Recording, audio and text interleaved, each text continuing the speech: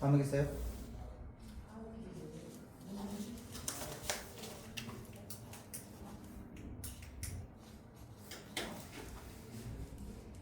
됐어요. 오케이. 자, 일단은 이걸 한번 좀 봅시다.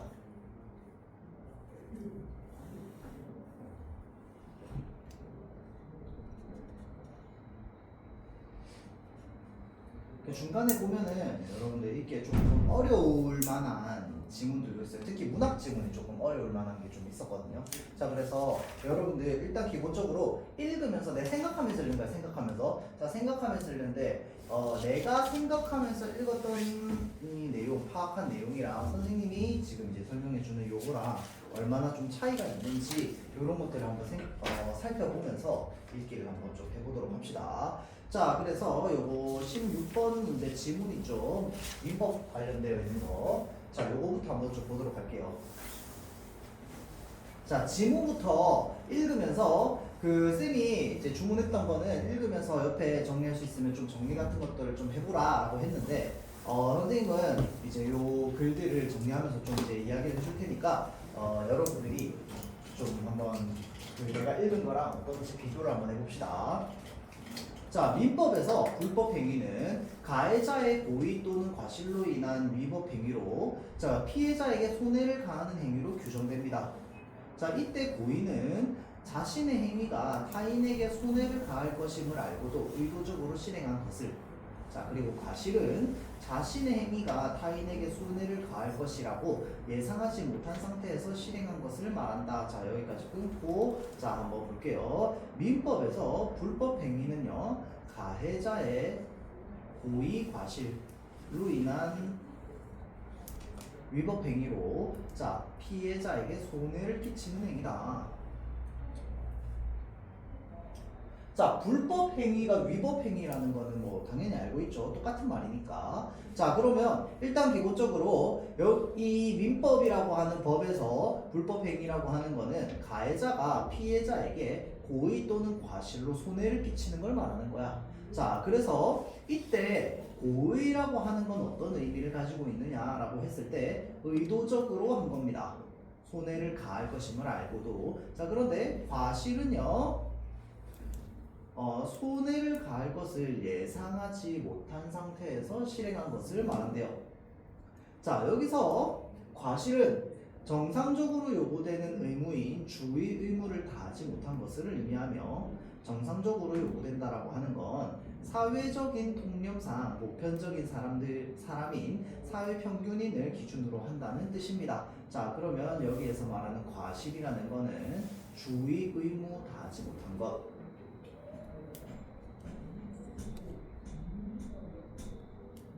자, 그래서 이 주의 의무를 뭐라고 표현했냐면 정상적으로 요구되는 이라고 표현했니까 이거 밑줄 아니에요. 자, 이거 이 색깔로 되는 거는 밑줄 아니에요. 자, 그래서 정상적으로 요구되는 의무인 주의 의무를 다하지 못한 것을 의미한대요. 자, 그러면 여기서 정상적으로 요구된다라고 하는 게 무슨 의미인지는 밑에 설명이 나와 있다, 그치? 자, 그래서 사회적인 통념상 사회 평균이, 그러니까 평범한 일반적인 사람이라면 누구나 자, 즉 일반적인 개인의 능력이나 사정 등을 고려하지 않는다라는 것입니다. 자, 그리고 손해는 불법 행위 전후에 따른 피해자의 이익 상태의 차이를 의미합니다. 자, 요게 말이 어려워. 사실은 손해 그냥 우리가 일반적으로 알고 있으면 손해는 손해지. 손해를 왜 이렇게 얘기해? 이익 상태의 차이라고 얘기를 한답니다. 자, 요거 손해를 굳이 왜 이렇게 설명하는지 한번 예상을 해볼 수 있을까요? 자, 왜 이렇게 얘기하냐면요, 손해가 예를 들어서 내가 지금 10만 원에 있어. 10만 원이 있는데 누가 나한테 2만 원만큼의 뭐 피해를 끼쳐, 손해를 끼쳐. 그러면 내 입장에서 그냥 2만 원 잃은 거잖아, 맞지? 그러면 여기에서는 손해가 명확하겠고요. 그런데 내가 하루에 10,000원씩 얻게 될 거야. 이거는 고정이야. 절대 변하지 않아. 나는 앞으로 열흘 동안 하루에 10,000원씩 얻어가지고 10만 원을 얻게 될 거야. 그러면 나는 오늘 이제 첫날이거든? 첫날인데 한 10일 뒤에 지나야지 나는 10만 원이 생겨. 맞지? 하루에 10,000원씩 생기니까. 그런데 그 와중에 내가 그 만 원씩 하루씩 받는 거를 한 두 번은 못 받게 됐어. 그렇게 해서 내가 최종으로 나중에 8만 원을 받게 될 거야. 근데 그러면은 일단 기본적으로 피해자의 이익 상태 차이를 의미한다라고 하는 건 나는 매일매일 만 원씩 얻어야 되잖아. 그치? 그런데 거기에서 만 원 두 번이 빠졌단 말이야. 그러니까 또는 빠지게 될 거란 말이야. 자, 그러면 나는 앞으로 어차피 10만 원을 받게 될 사람이야. 맞지? 그러면 어차피 10만 원을 받게 될 사람인데 미리 받을, 그러니까 나중에 받을 것까지 다 예상을 하는 겁니다. 무슨 말인지 알겠지? 그러니까 피해자의 이익 상태 차이라고 하는 거는 앞으로 나한테 고정적으로 들어오는 돈까지에 대해서 이제 손해를 끼친 것도 다 손해에 해당하기 때문에 이런 식으로 표현을 한 거예요. 지금 내가 가지고 있는 것뿐만 아니라. 무슨 말인지 알겠죠? 자, 그 다음 우리나라는 그렇게 해서요. 자, 요거를 정리를 한번 해보자면요. 일단 기본적으로 불법행위,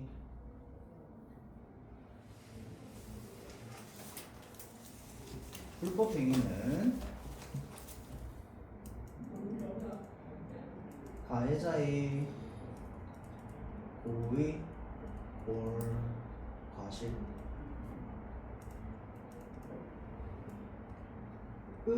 통해서 뭘 만들어내는? 손해를 만들어내는.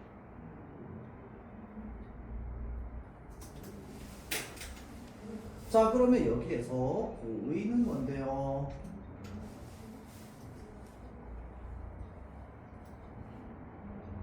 의도죠.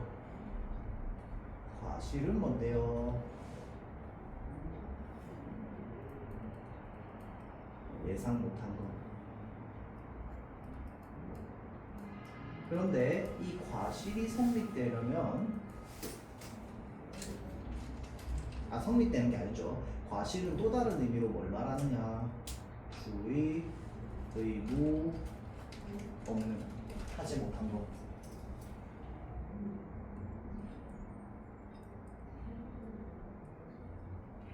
그 정도까지. 자, 그러면 왜 여기까지만 해요? 라고 하면은 일단 기본적으로 우리가 이런 거 정리할 때는 글을 내가 요 문단 또는 다음 문단, 다다음 문단까지 읽고 나서 정리하는 게 좋아요. 그러면은 내가 정확하게 여기에서 중요한 게 무엇인지를 바로바로 좀 알 수 있거든요. 그러니까 이 문단 하나만 읽었을 때는 요거 중에서 뭐만 중요한지를 내가 잘 모를 가능성도 되게 높아요.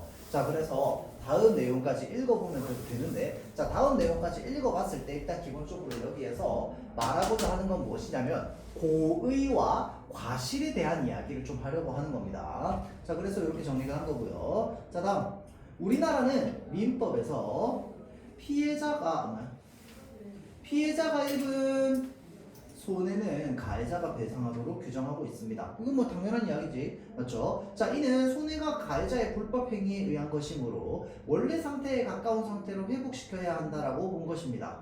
자, 이러한 점에서 일반적으로 법적 정리가 구현된 것으로 받아들여집니다.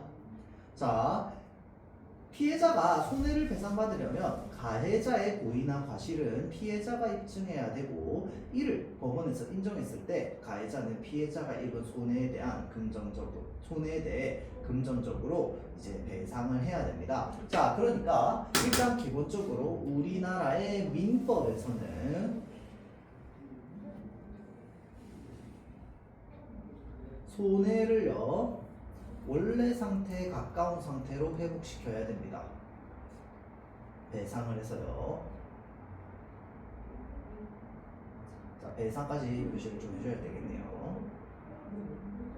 자, 다음 피해자가 손해를 배상받으려면 가해자의 고의나 과실은 피해자가 입증해야 됩니다. 자, 그러니까 가해자의 고의나 과실, 피해자가 입증.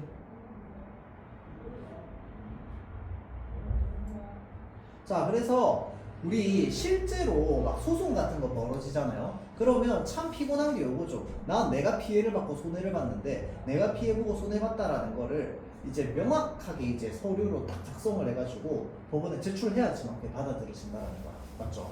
자, 그래서 자, 일단 기본적으로 우리나라 민법에서는요 배상을 할 때 손해를 이렇게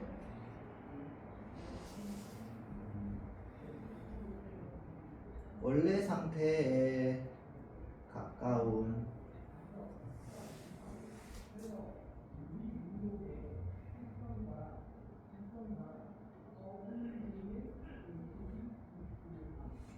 로 회복.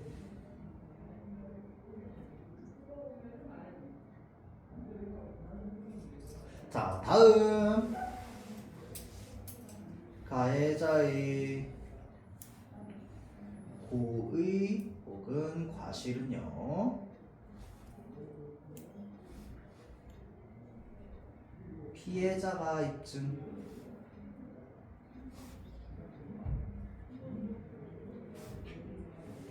근데 사실은 당연한 이야기야. 왜냐면 경찰이나 이런 쪽에 낄 수가 없어요. 왜냐면 이건 민법이기 때문에. 경찰이나 검찰이 끼려면 이제 형법으로 바뀌게 되죠. 자, 그래서 법원에서 인정을 해줬을 때 가해자는 피해자가 입은 손해에 대해서 금전적으로 배상을 해줘야 됩니다.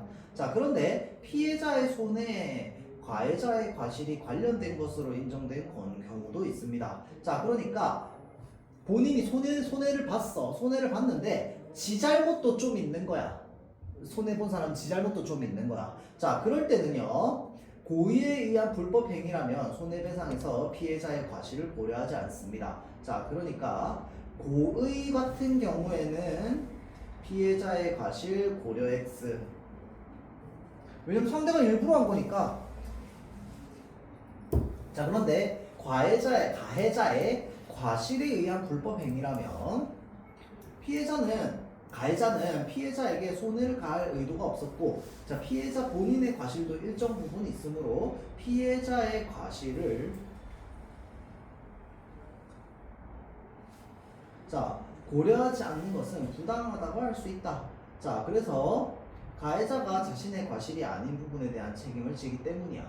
자, 이러한 시각에서는 피해자의 손해를 원래 상태에 가장 가까운 상태로 회복하는 것만이 아니라 가해자와 피해자 각각의 과실에 따른 책임, 요거는 빼도 되겠다. 자, 여기를 보면 되겠네요. 가해자와 피해자 각각의 과실에 따른 책임.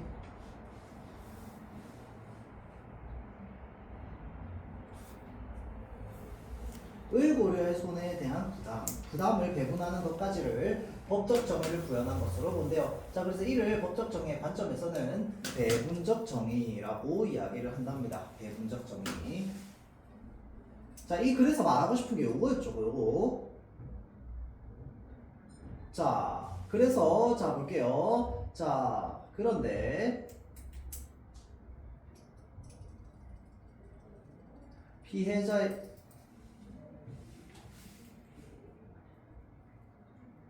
손해가 있어. 자, 손해가 있는데 이게 만약에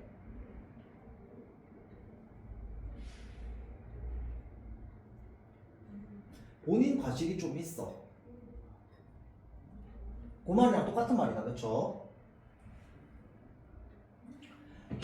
피해자가 입은 손해, 피해자가 여기 있죠. 뭐야, 내가 보는 거 아무래도 다른 말이야. 여기. 자, 그런데 피해자의 손해에 피해자의 과실이 관련된 것으로 인정된다. 자, 그러니까 자기 잘못이 있다. 자기 잘못도 어느 정도 있다라고 판단이 되면요. 자, 이럴 때는 고의에 의한 그 불법 행위의 경우에는 피해자의 과실 고려 안 합니다.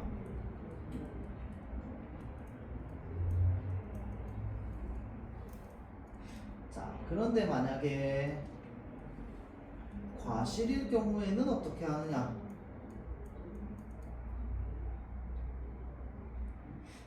피해자, 가해자 각각 과실에 따른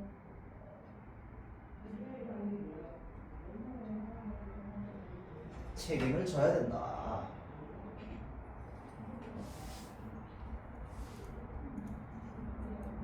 자, 그래서 이 모든 과정을 뭐라고 한다? 배분적 정의라고 한다.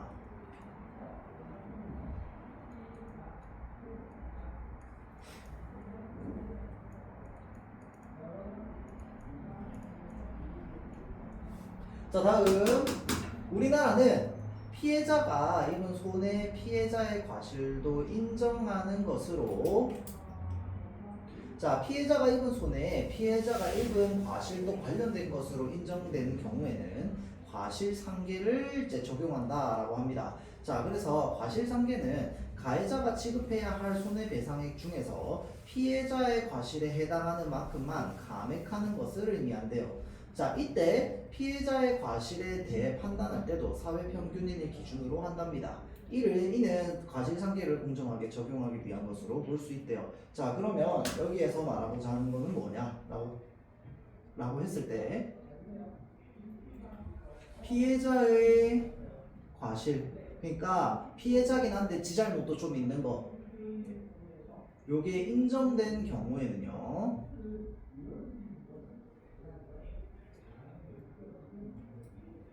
과실상계를 적용한답니다.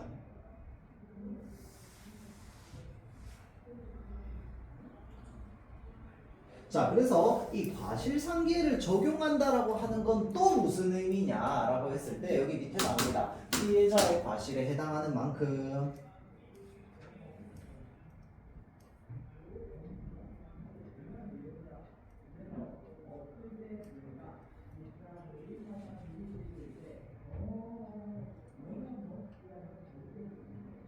피해자의 과실만큼 감액. 이제 손해배상해야 되는 이 금액을 줄여주는 거죠.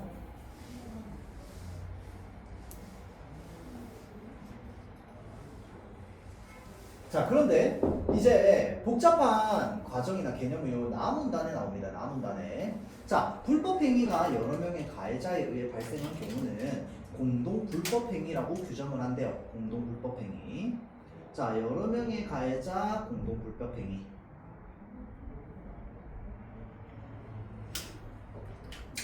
자, 그래서 공동불법행위가 가해자들의 고의 없이 과실만에 의해서 발생했고, 자, 그래서 만약에 과실만에 의해서 발생했고, 자, 그 손에 피해자의 과실도 있다라고 인정할 때는 가해자들이 부담해야 할 손해배상액에서 피해자의 과실액에 해당하는 과실에 해당하는 만큼을 감액할 수 있대요.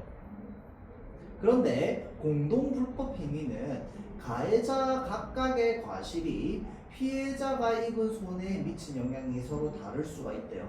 자, 그래서 이때 피해자의 손해를 가해자가 부담하는 방식이 다양하게 적용될 수 있다라고 합니다. 자, 그래서 이 공동불법행위 같은 경우에는 피해자의 손해를 부담하는 방식이 다양하다 정도로 볼 수 있을 거고요. 자, 그러면 요 남은 단은 사실은 별 이야기는 없습니다. 맞죠? 자, 일단은 기본적으로 공동불법행위라고 하는 게 있고, 자, 요거는 이 여러 명의 가해자가 있는 걸 말하는 겁니다. 맞죠?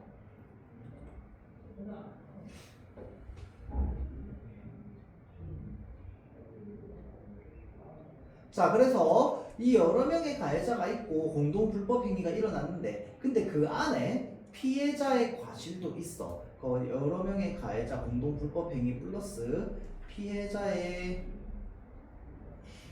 과실도 있다면,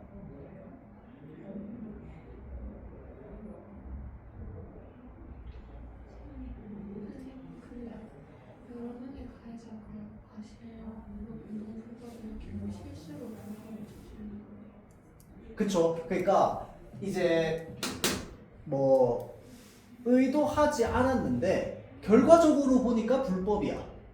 뭐 이런 거 있잖아. 그러니까 이거는 처음에 예를 들어서 이 사람을 그냥 완전 나락으로 보내버려야지 라고 하면서 고의적으로 불법 행위를 한 게 아니라 행동을 하고 봤더니 불법이야.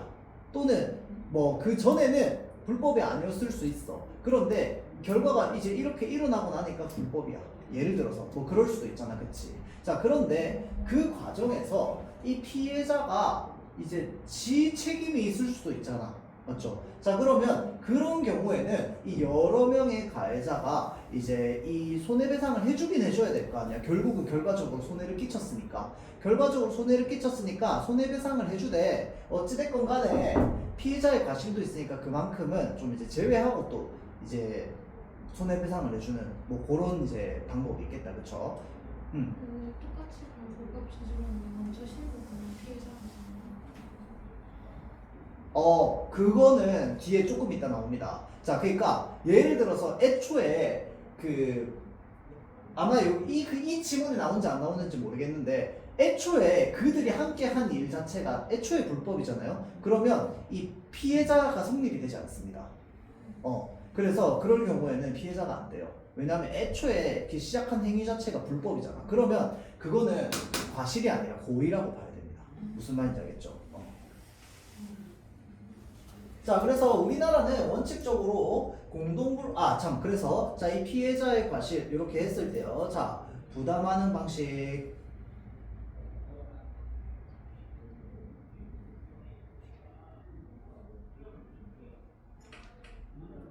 근데 아마 방금 했던 질문이 뒤에 질문으로 나왔던 것 같은데 한번 봅시다.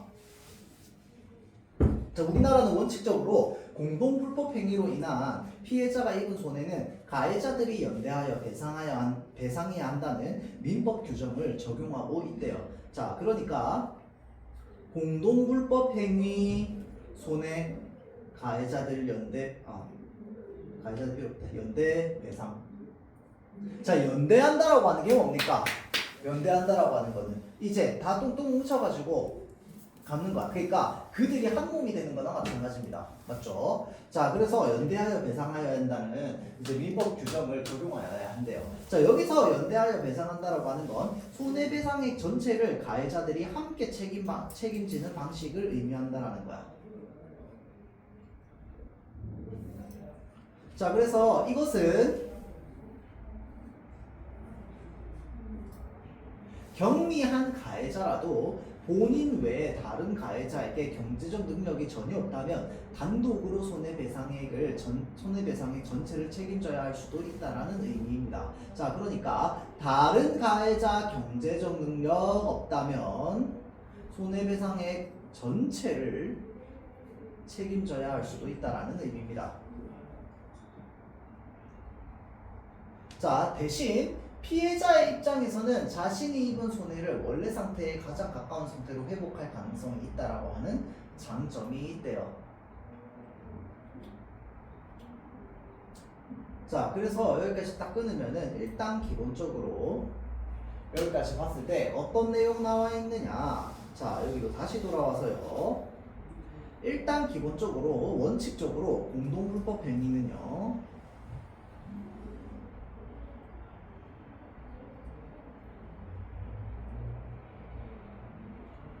가해자들 연대 배상 해야 됩니다. 공동불법 행위하고 여기 뒤에 손해 붙여줄게요. 자, 그래서 공동불법 행위를 이거는 손해를 말하는 거죠. 손해.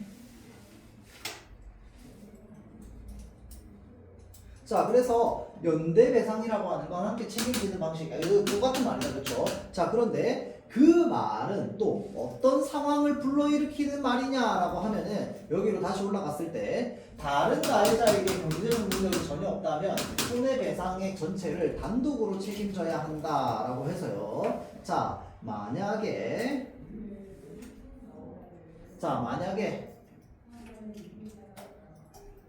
다른 가해자 경제적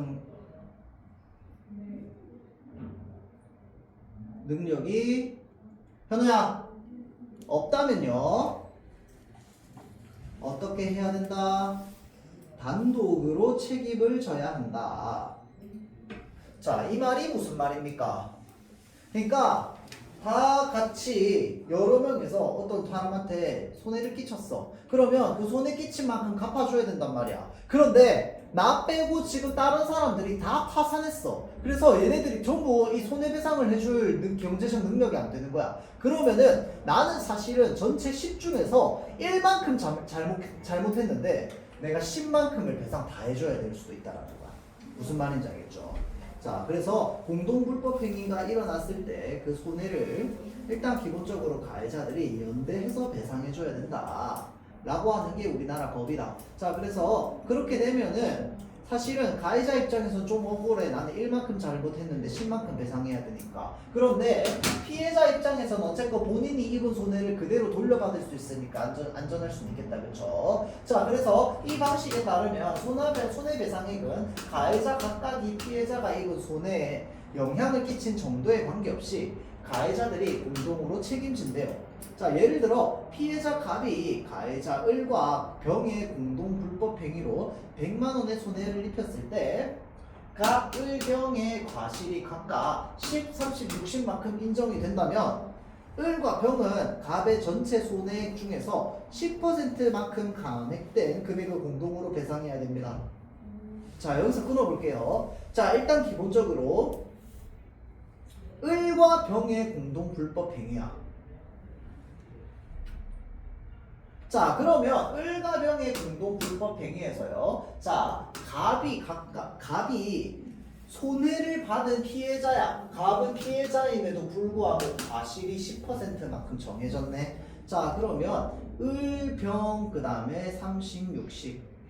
그래서 전체 손해액의 90%를 을과 병이 둘이 합쳐가지고 이제 공동으로 배상해야 되는 거야. 10%만큼 감액된 금액을. 자, 이때 법원에서 과실의 비율만 판단하고, 자, 법원은요 비율 판단하고요 각자가 실제 배상한 금액을 지정해주지는 않는다. 자, 그래서 을과 병은 법원이 판단한 과실의 비율을 기준으로 삼아서 각자가 배상할 금액 합의해서 정하게 됩니다. 만약 병이 파산 등의 이유로 경제적 능력이 전혀 없다면 을이 연대 책임자라는 이유로 90만 원을 모두 배상하게 될 수도 있습니다. 자, 그러니까 이 퍼센트는 과실 퍼센트는 그냥 법원이 정해준 거야. 정해준 건데 그렇다고 해서 꼭 너는 30%만 갚아, 너는 60%만 갚아는 없다는 거야. 너네 둘이 알아서 합의 봐. 왜냐면 너네 둘이 합쳐서 뭐만큼만 하면 돼? 90%만큼만 갚아주면 돼 라고 이제 그 법원에서 정해주는 거죠.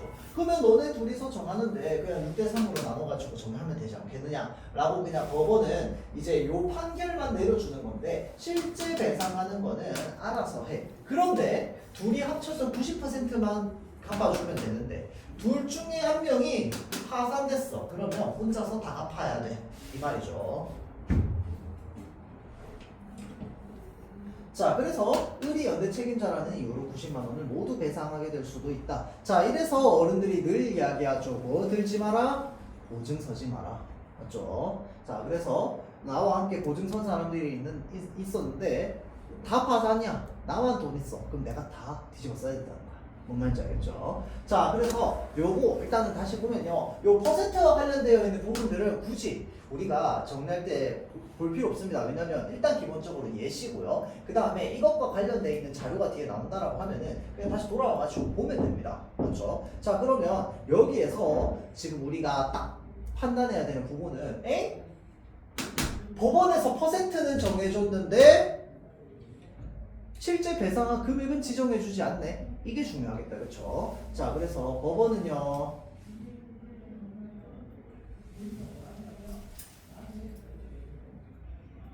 비율만 판단합니다. 법원에서는.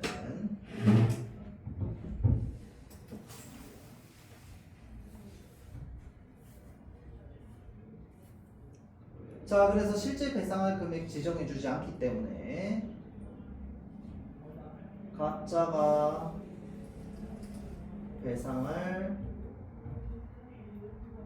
금액을 서로 합의해서 정해야 됩니다.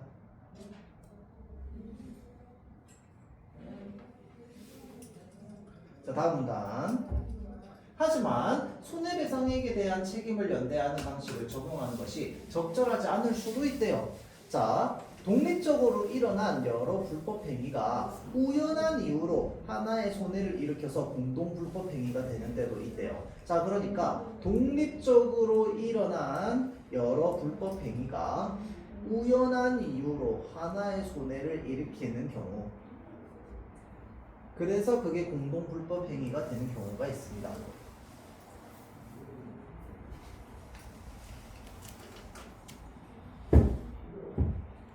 자, 그럴 때 과실이 가장 적은 사람이 돼도 손해배상액 전액을 배상하게 된다면 특히 부당하다고 여겨질 수 있기 때문입니다.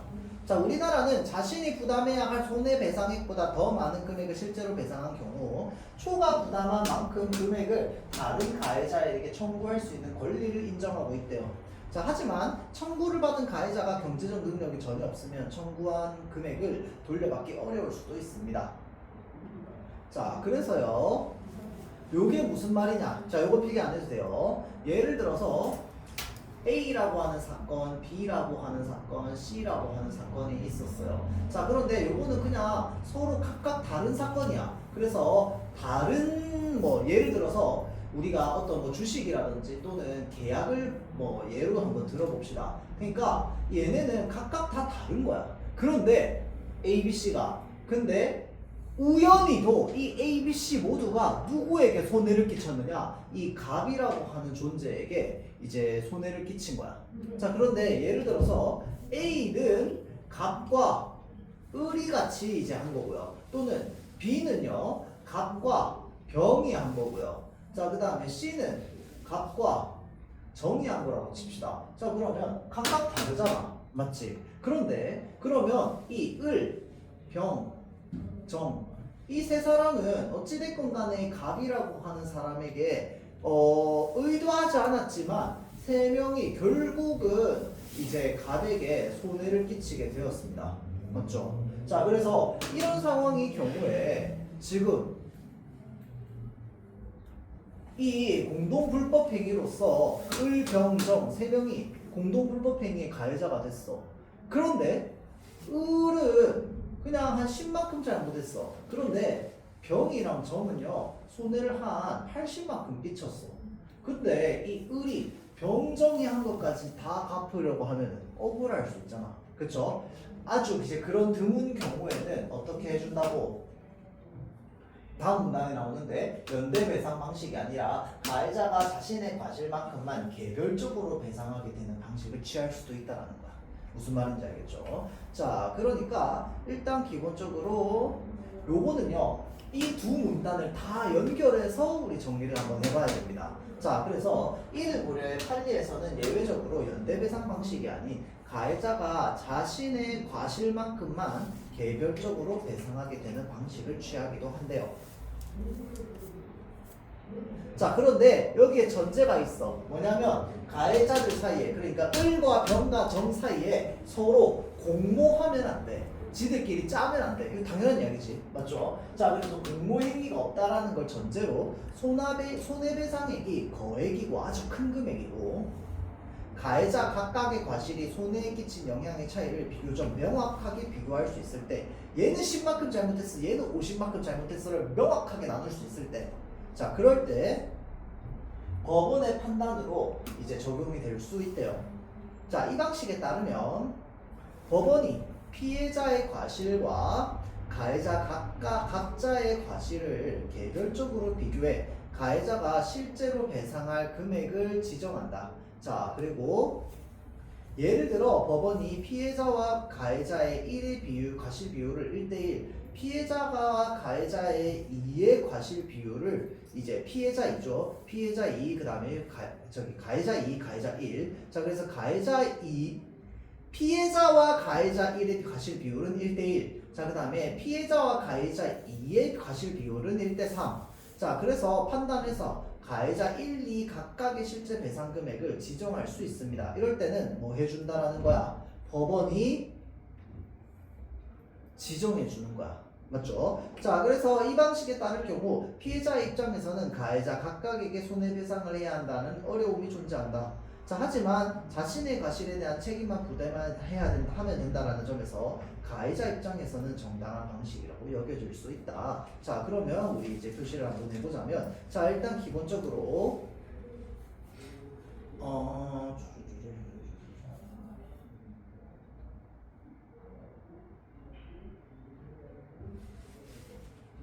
자, 피해자의 입장에서는 가해자 각각에게 손해배상 청구해야 됩니다. 이런 경우에. 자, 하지만 자신의 과실에 대한 책임만 부담만 해야 하면 된다는 점에서 가해자 입장에서는 정당한 방식이라고 볼 수 있겠죠. 자, 그러면 위의 문단이랑 같이 묶어가지고 정리를 한번 해보자면, 일단 기본적으로 불법행위 중에서 어떤 불법행위를 말하느냐. 자, 독립적으로 일어난 독립적인 여러 불법행위.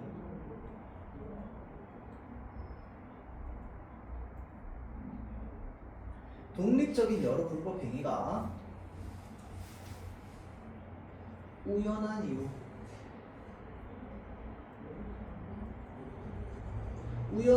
이유로 하나의 손해를 만들어냈어. 그럴 때는 그래서 어떻게 해야 한다? 가해자가 자신의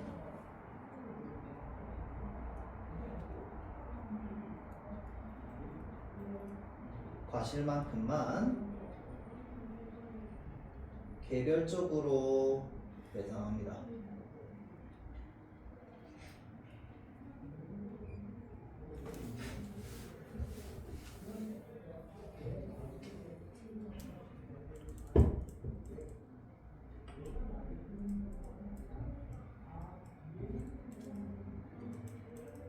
자, 그래서 요 방식은 또 어떤 이제 입장을 전해주느냐라고 했을 때, 자, 피해자의 입장,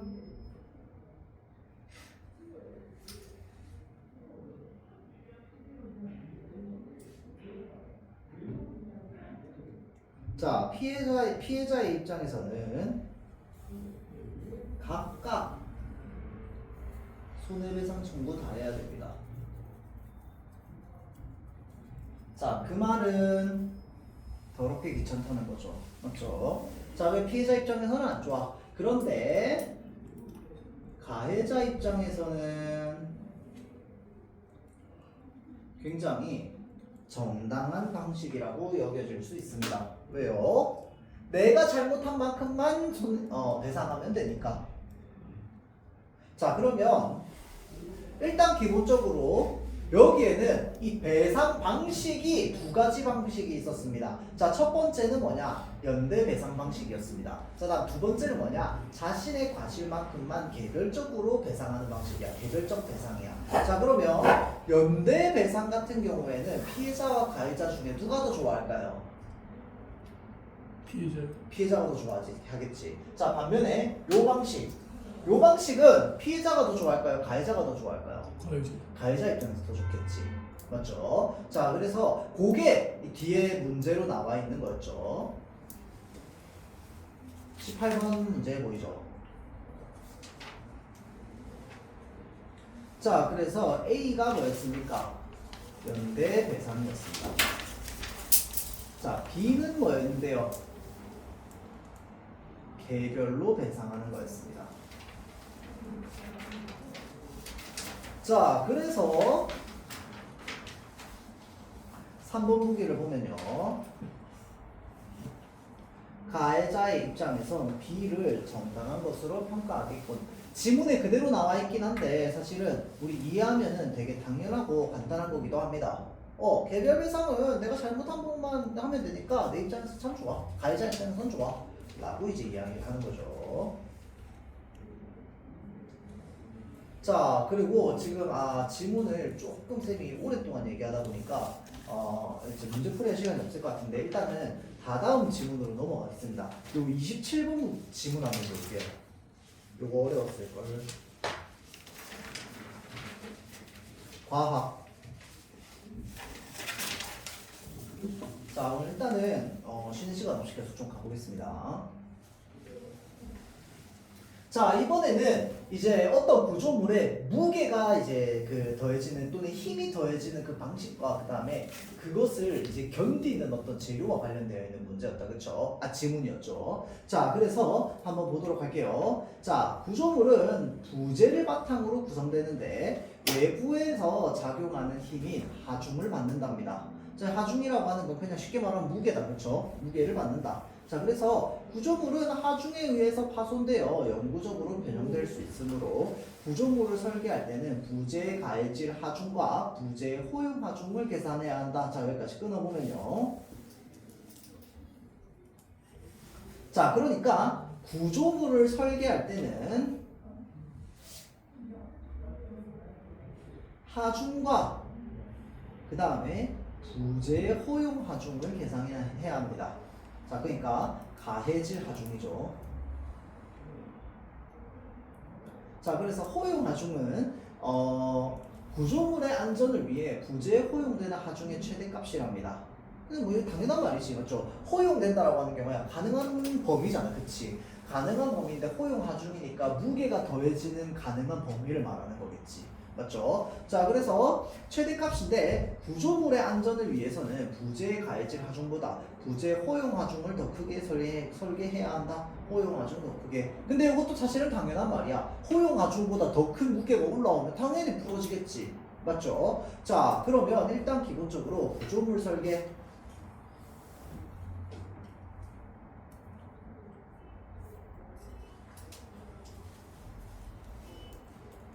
설계 시 가해질 하중과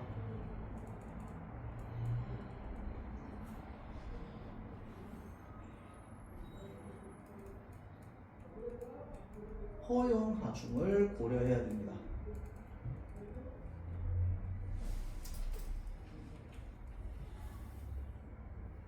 자, 그리고 가해질 하중보다 호용 하중의 무게가 더 커야 돼.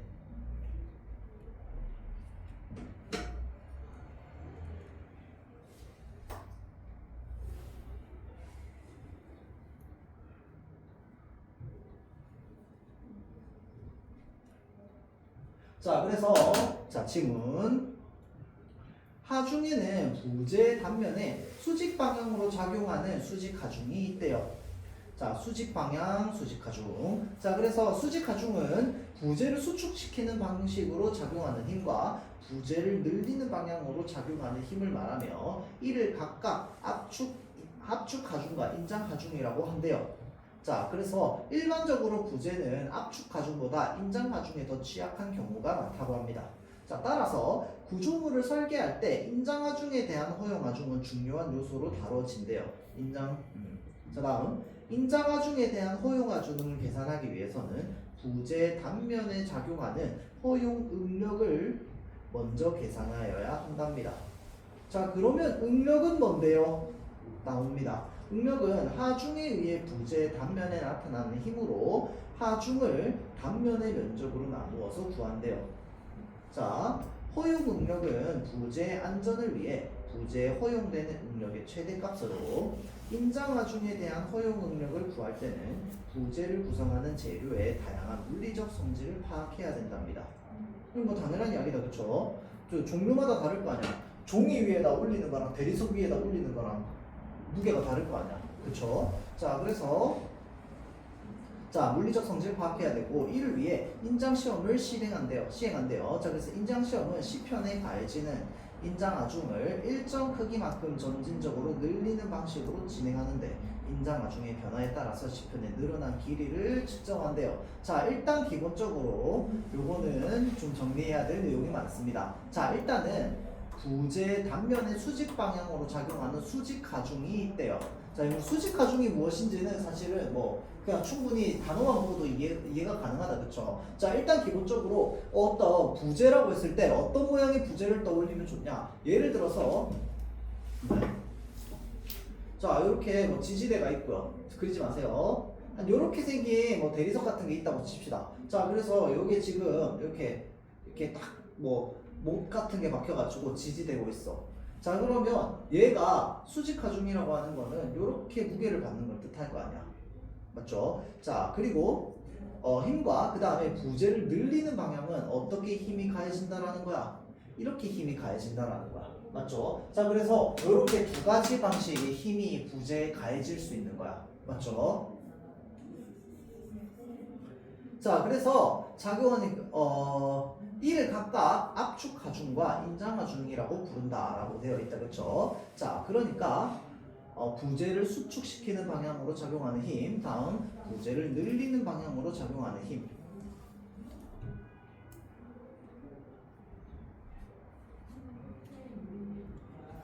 자, 그러면 일단 기본적으로 이렇게 생각을 하면 됩니다. 어떤 물건이 있어. 물건이 있는데 힘이 이렇게 가해져. 찌그러뜨리게. 이게 뭡니까? 부재를 수축시키는 자기 힘입니다. 맞죠? 자, 그런데 멀쩡하게 있는 이 물건을요, 요렇게 볼따구 잡아당기듯이 잡아당기는 거야. 요렇게 당기는 걸 뭐라고 하는데, 부재를 늘리는 방향으로 작용하는 힘을 말하는 거야. 무슨 말인지 알겠죠? 자, 그래서 일단 기본적으로 수직하중이에요.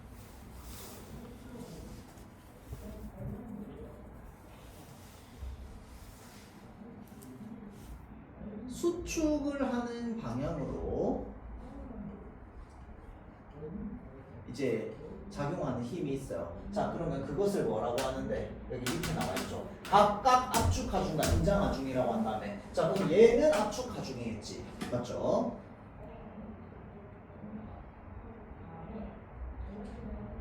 자, 다음 부재를 늘리는 방향.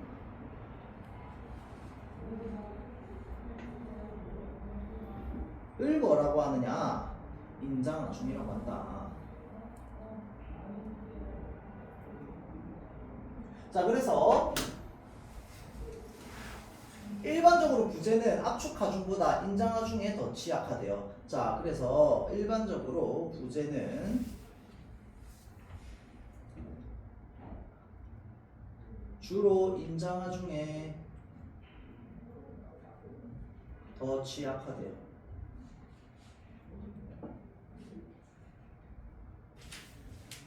따라서 구조물을 설계할 때 인장하중에 대한 허용하중을 중요한 요소로 이제 다룬답니다. 자, 그래서 인장하중에 대한 허용하중을 계산하기 위해서는 부재 단면에 작용하는 허용 응력을 먼저 계산해야 된다고 해요. 자, 그러면 응력이라고 하는 게 뭔데? 응력은 하중에 의해 부재 단면에 나타나는 힘이랍니다. 자, 여기까지 끊어보면요. 자, 일단 기본적으로 그래서 구조물 설계 인장하중에 대한 허용하중 중요. 자, 허용하중 계산하기 위해서는 단면에 작용하는 허용 응력을 먼저 계산해야 한답니다. 먼저 계산. 자, 그러면 응력은 뭔데? 하중에 의해 부재 단면에 나타나는 힘 그 자체를 말한대요. 그러니까 예를 들어서 볼따구를 이렇게 잡아당겨. 자, 그러면 잡아당겼을 때 여기 힘 들어가져 있는 부분 있죠. 단단해지는 부분. 여기가 바로 뭐라는 거야? 여기에서 느껴지는 힘이 응력이라는 거야. 무슨 말인지 알겠죠? 자, 그래서 하중을 단면의 면적으로 나누어서 구한답니다.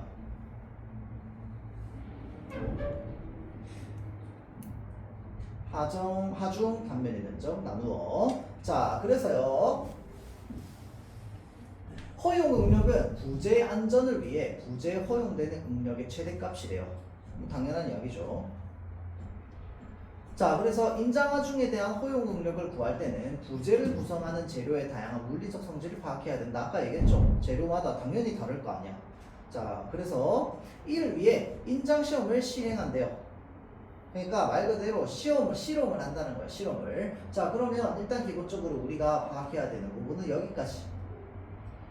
자, 그래서 일단 기본적으로 문제는 인장하중에 보통 취약하기 마련인데, 자, 그러면 이 인장하중을 중요하게 다루기 위해서는 어떻게 해야 되느냐? 이 인장하중에 대한 허용하중을 계산해야 돼. 자, 그래서 이 인장하중의 허용하중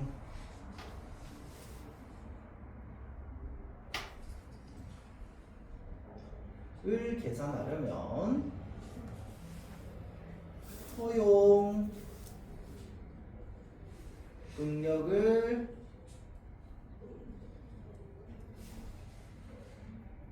먼저 계산해야 됩니다.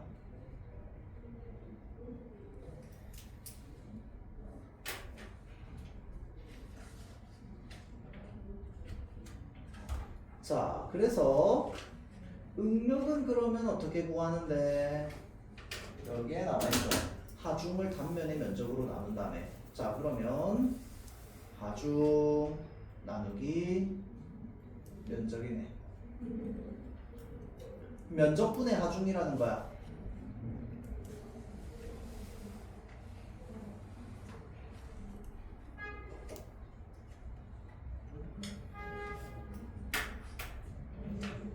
자, 다음 밑에 볼게요. 다음 문단 넘어가겠습니다.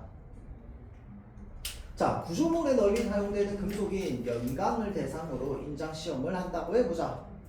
자, 시편의 인장하중이 점진적으로 가해지면 시편의 단면에는 인장하중에 의한 응력이 나타나고, 이거 아까 위에서 다 봤던 내용이다, 그쵸? 자, 시편의 최초 길이에 대해 늘어난 길이의 비율인 변형률을 구할 수 있다랍니다. 자, 그래서 최초 길이, 늘어난 길이, 비율, 변형률을 구할 수 있다라고 합니다. 자, 그래서 연강의 응력과 변형률의 관계에는 크게 탄성 구간, 소성 변형 구간, 자, 그 다음 변형 경화 구간, 네킹 구간 등이 나타나는 것이 일반적이래요. 자, 그러니까 4개의 구간이 나왔네요. 자, 그래서 먼저 탄성 구간에서는 인장하중을 점진적으로 증가시킬 때 응력이 증가함에 따라 시편의 변형률이 증가한대요. 자, 그러니까 탄성 구간 시편의 변형률 증가.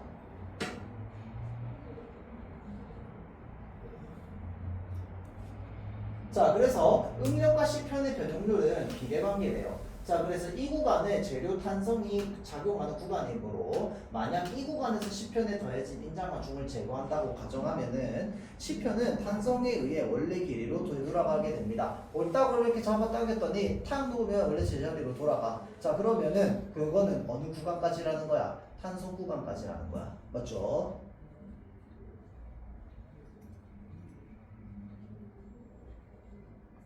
자, 탄성의 정도는 탄성 계수로 나타낸답니다. 자, 그래서 탄성 계수는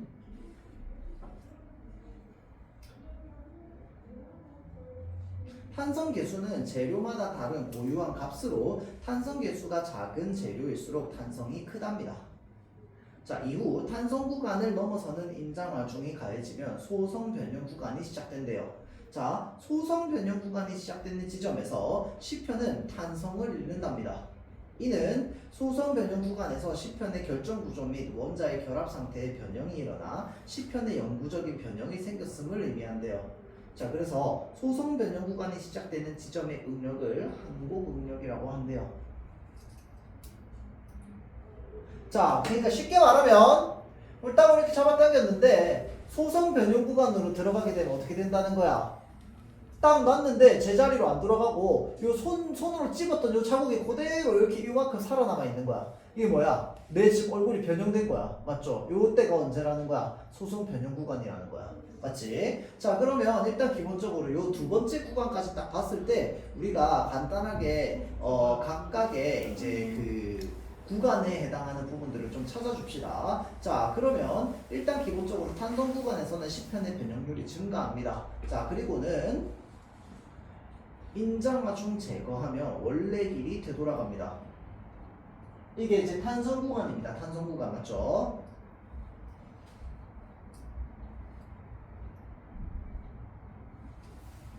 자, 그래서 탄성 구간을 넘어서는 인자하중이 가해지면 소성 변형 구간이 시작됩니다. 자, 소성 변형 구간이 시작되는 지점에서 시편은 탄성을 읽습니다. 탄성 이름. 이는 시편의 결정 구조 및 원자의 결합 상태에 변형이 일어난 겁니다.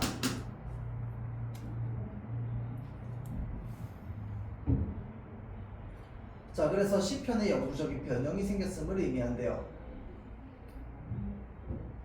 자, 그래서 소성 변형 구간이 시작되는 지점 항복응력이라고 하며, 소성 변형 구간에서는 시편의 변형률이 급격하게 증가한대요. 왜? 그렇게 뭐 어떻게 잡아당기고 만지고 하면 딱 그렇게 변할 거 아니야. 늘어나거나. 자, 그래서 소성 변형 구간이 끝나면 변형 경화 구간이 나타난대요. 자, 경화가 무슨 말입니까? 단단해지다 라는 뜻입니다. 자, 그래서 변형 경화 구간이 나타난대요. 자, 이 구간에서는 응력이 증가함에 따라 시편의 변형률이 증가하고, 응력이 계속 증가하여 극한 응력 넘으면 네킹 구간으로 넘어간대요. 자, 그럼 변형 경화 구간에서는 뭐밖에 없네? 응력 증가, 시편의 변형률 증가. 자, 그러다가 이제 점점 더 세서 네킹 구간에 진입하게 되면은, 네킹 구간에서는 변형률이 계속 증가하다가 시편이 완전히 끊어지는 하단 현상이 발생한대요. 그러니까 끝까지 잡아당기다가 네킹 구간으로 넘어서 어떻게 된다고? 내 볼따고 찢어진다고. 맞죠? 자, 그러면 다시 들어와가지고 정리를 한번 해보자면요. 자, 여기서는 일단 기본적으로 구간 4개를 한번 봐야겠죠. 자, 탄성 구간의 특징.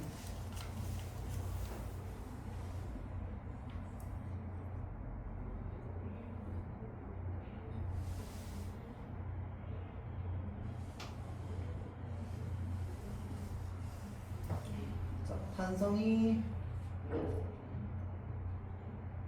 구간이니까 당연히 탄성이 있는 구간이겠죠. 자, 그래서요.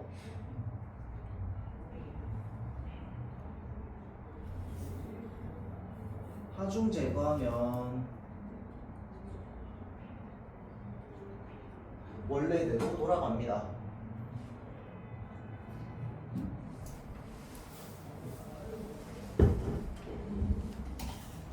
자, 다음 소성 변형 구간.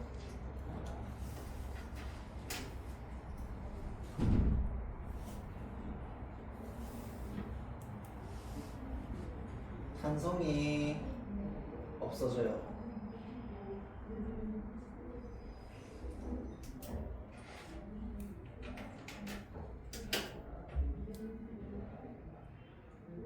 소성 변형 구간의 시작점이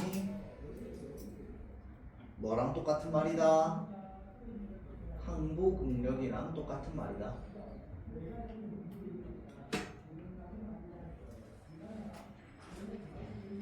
자, 그 다음 변형 경화 구간.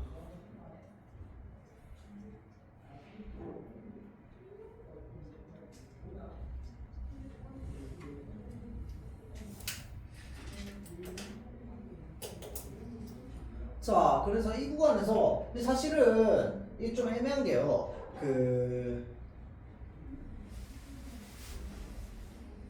지금 여기 보면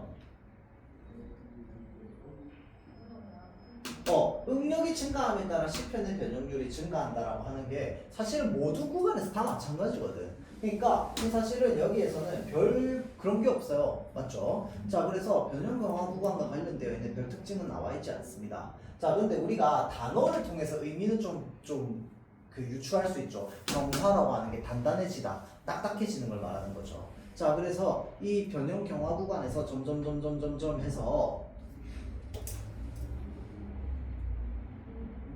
극한 응력을 넘어가게 되면 이제 네킹 구간에 들어갑니다.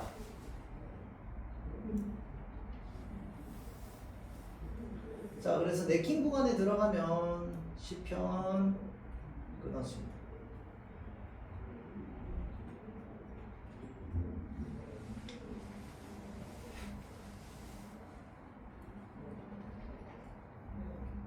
자, 이처럼 연강인장 시험에서는 4개의 구간과 항복 응력 및 극한 응력이 뚜렷하게 나타나는데요. 이는 인자와 중이 가해졌을 때 연강이 가늘고 길게 드러나는 성질을 가진 재료인 연성 재료이기 때문이랍니다. 자, 그러니까 지금 이 연강이라고 하는 애를 시험을 해볼 거야. 자, 그래서 얘는 이 4가지 구간이 뚜렷하게 나타난대요. 자, 그래서 인자와 중이 가해졌을 때 가늘고 길게 드러나는 성질을 가지고 있는 재료인 연성재료, 연성재료의 뜻이 뭔데? 여기 나와 있네. 자, 이기 때문입니다. 반면에 취성재료는 가늘고 길게 드러나는 성질이 거의 없어서 탄성 구간 넘어서면 다음 페이지 거의 늘어나지 않고 끊어지는 재료. 자, 그래서 취성재료는 항복 응력과 소성 변형 구간이 뚜렷하지 않고 대체로 이제 극한 응력이 뚜렷합니다. 자, 그래서 유리는 대표적인 취성재료로 유리를 잡아당길 수는 없잖아. 그렇지? 유리 잡아당기면 바로 깨지잖아. 맞죠? 자, 그래서 소성 변형 구간이 뚜렷하지 않고 대체로 극한 응력이 뚜렷합니다. 자, 유리는 대표적인 취성재료로 연성이 거의 없어서 탄성 구간을 넘어서는 인자와 중이 가해졌을 때 거의 늘어나지 않고 파단되어 영구적인 변형이 일어납니다. 자, 파단되면 어떻게 되는데? 와장창 깨진다. 그쵸? 자, 그러면 자, 일단 기본적으로 연성재료와 취성재료라고 하는 것이 있습니다. 자, 연성재료는 뭔데요?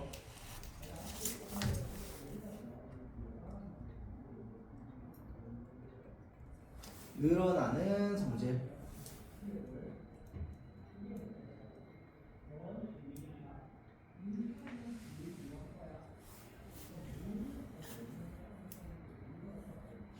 네 개의 구간 뚜렷하게 나타납니다. 아까 탄성, 소성 변형 이런 구간이 뚜렷하게 나타나고 반면에 취성재료는요. 재료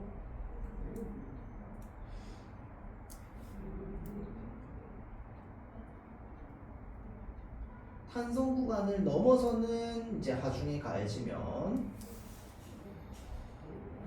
바로 아까 끊어지는 걸 파단 현상이라고 한다고 했다. 그치? 바로 파단됩니다.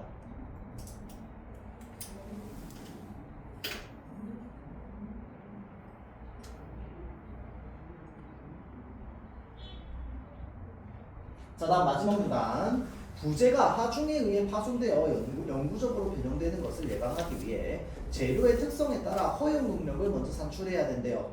자, 그래서 허용 응력이라고 하는 게 뭐였습니까? 이제 무게가 가해질 때 이제 딱 허용되는 정도 선이었다. 그치? 자, 그래서 허용 응력을 산출해야 되는데 일반적으로 연성재료는 항복 응력을, 자, 취성재료는 극한 응력을 각각 안정계수로 나눠 이제 허용 응력을 구한대요. 이때 안전계수는, 자, 그래서 이 응력을 각각 안전계수로 나누고요. 자, 이때 안전계수는 부재가 하중에 의해 파손되어 영구적으로 변형하지 않도록 하는 역할을 한대요.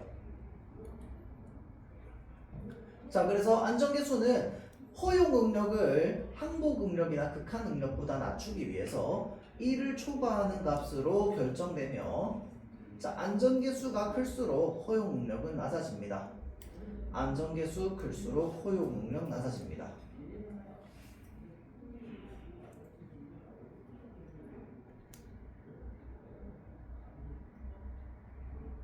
자, 왜 그럴까요? 당연한 이야기야. 이거 따지고 보면은 뭐라고 되어 있는데 각각 얘네를 안전계수로 나눈 다음에, 맞지? 그럼 나누기 안전계수라는 거잖아.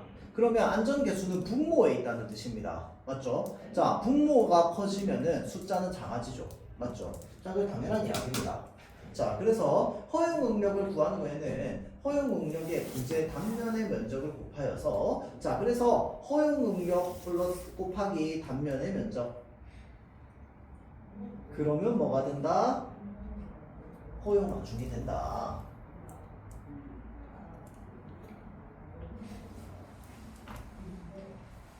자, 그래서 이는 부재 단면에 따라 허용 하중이 달라질 수 있음을 의미한다 라고 되어 있다. 그쵸? 자, 그러면 일단 기본적으로 연성재료 항목 응력. 자, 다음 취성재료 극한 응력을 각각 나누기 안정계수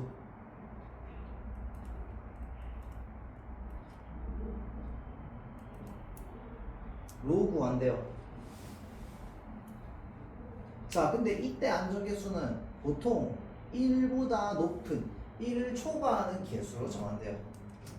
1을 초과하는 값으로 결정된대요. 자, 그래서 안정계수가 클수록 허용 능력은 낮아집니다. 자, 그래서 허용 응력이 이렇게 하면은 뭐가 구해지는 겁니까? 허용 응력이 구해지는 겁니다. 자, 그리고요, 이 허용 응력 곱하기 단면에 면적을 곱해주면 그게 마지막에 뭐가 되는데 허용 하중이 되는 겁니다. 자, 그래서 면적에 따라서 허용 하중이 달라질 수 있다라고 하는 건 이런 의미를 말하는 거다. 자, 여기까지 하고 제가 잠깐 한 2분 정도만 쉬었다가 마무리하도록 할게요.